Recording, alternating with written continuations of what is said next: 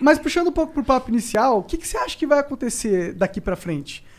Porque, querendo ou não, tá rolando um questionamento das instituições. Eu acho que a gente tá passando por isso. E aí, elas vão convalescer? Elas vão deixar de existir? Vão novas instituições sendo criadas com outras filosofias, com outros princípios? Não, primeiro, no caso da OMS, por exemplo, que você falou, essas instituições são novas, né? Se a gente pensar em termos de Igreja Católica, tem 2000 anos. Essa é uma instituição foda. Sim. Né? Não a OMS ou a ONU. Sim. A Igreja Católica é uma instituição foda. Mas ela mesmo caiu, tá em total descrença pouco. Não, mas ainda tem muito católico. Tem, com certeza. Católico pra cacete. Com certeza. Né? E assim, se você pensar, hoje ela é mais forte do que era 1800 anos atrás. Certo? Com certeza. Inclusive ela tem mais aparato hoje do que tinha. Às vezes a gente tem a impressão que mas ela é um tinha poder antes... mais é um poder mais escondido, é um poder mais Mas acho que relativamente ela tinha mais poder antes. Não, é que assim, primeiro, no ano 1300, por exemplo, para você conseguir fazer uma coisa na Europa, onde está a sede da Igreja Católica, apesar que não começou lá, mas assim, propriamente o cristianismo, né? Mas assim, para a Igreja Católica fazer uma coisa acontecer, você não tinha penhora online, entendeu? Hoje o Estado é infinitamente mais poderoso do que era antes. Hoje um juiz tira sua grana com um clique. E se você quiser provar que estava errado, vai levar 5 anos. E você vai gastar um dinheiro do caralho para conseguir ver esse dinheiro de volta, certo? Verdade. A Igreja Católica não tinha esse poder no ano 1300. Ninguém tinha. Não só a Igreja Católica. Então, às vezes, a gente tem uma imaginação que a Igreja Católica era muito poderosa na Idade Média, mas esse poder, ninguém tinha um poder como se tem hoje. Que você chega num lugar rápido. Compara com peste. A peste não viajava tão rápido como viajou o coronavírus. Porque não tinha avião.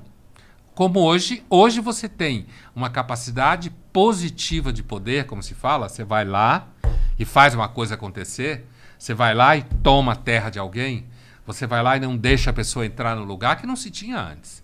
A estrada, o cavalo, levava... Ninguém sabia quem era quem. Não se sabia que era o rei. Você não sabia que era o rei. O rei podia andar na rua e ninguém sabia, porque ninguém sabia a cara dele. Certo? Ninguém sabia. Ninguém sabia quem era tal pessoa. Porque você não tinha foto, você não tinha televisão, você não tinha como a imagem da pessoa viajar. Esse aqui é o rei, ó, tá vendo? Não tinha.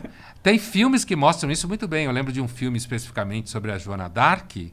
Acho que assisti esse filme. Do Luc Besson, né? Não, tu não assistiu esse filme. Era um negócio de trabalho de escola. É uma com a Mila Jovovich. Ela é antiga, de 1990, não é? Alguma coisa assim, Pode isso crer. mesmo. Então tu assistiu esse filme. Eu assisti. Então, assim, tem uma cena em que ela entra no lugar onde está o rei, né? Porque a Joana d'Arc, todo mundo sabe a história dela e tal, acabou virando uma heroína nacional francesa, mas assim, ela entra na sala e tem um cara vestido de rei. O rei era outro. Uhum. Mas eles fazem isso por quê? Porque ninguém sabia que era um rei, fora aquelas 5 pessoas que viviam ali. Mais que 5, mas um número pequeno. E ela acerta que é um rei, é claro, é um filme. A ideia de que ela estava iluminada por Deus, entendeu? Então ela sabia que era um rei de França. O filme joga com o fato que era real. Então, quando a gente pensa em poder, uma coisa é o que a gente imagina que era o poder. Nunca houve um poder... Por exemplo, a Igreja Católica não conseguiu ter o mesmo poder que o Império Romano teve. O Império Romano, para a época, teve um poder do cacete. Fez estrada, fez esgoto, fez aqueduto, montou esquemas de escola, certo? Organizado militarmente e tal. Então, quando você pergunta o que eu acho, quando fala da OMS, por exemplo, sei lá, daqui uns 5 anos, quando ninguém lembrar da pandemia, porque vai esquecer, como se esqueceu a gripe espanhola, talvez ninguém lembre que a OMS cagou, entendeu? Entendi. Talvez ninguém lembre. E talvez não tenha nenhuma outra estrutura que consiga lidar com todos os conflitos que existe, por exemplo, dentro do mercado da saúde. Porque o mercado da saúde só cresce. Então, ele vai precisar, como já precisa, de algum sistema de contrapeso no conflito entre Estados Unidos e China no mercado da saúde, e a OMS faz um pouco esse papel, entendeu? De fazer esse jogo político, de vez em quando dar a vacina para pobre, como agora, certo? Porque o cara não tem acesso, aí ela faz uma presença com vacinas. Então o mundo ele é muito mais complicado do que parece, às vezes. Então não sei se a OMS vai perder toda a credibilidade. Talvez se a pandemia durasse 10 anos, perdesse. Entendi. Entendeu? Fodesse total. Não conseguisse viabilizar vacina, não conseguisse, principalmente para os países mais pobres, não conseguisse equilibrar a pressão entre China e Estados Unidos. Mas como não deve durar, provavelmente, por causa das vacinas e isso seguramente já tem alguns sinais, né? Você pega, por exemplo, Netflix está começando a fazer temporada. Por quê? Porque nos Estados Unidos está começando a poder gravar filme. Por quê? Porque grande parte da população está vacinada. Principalmente ator, atriz, roteirista, diretor. Então, significa que aparentemente está começando a ceder.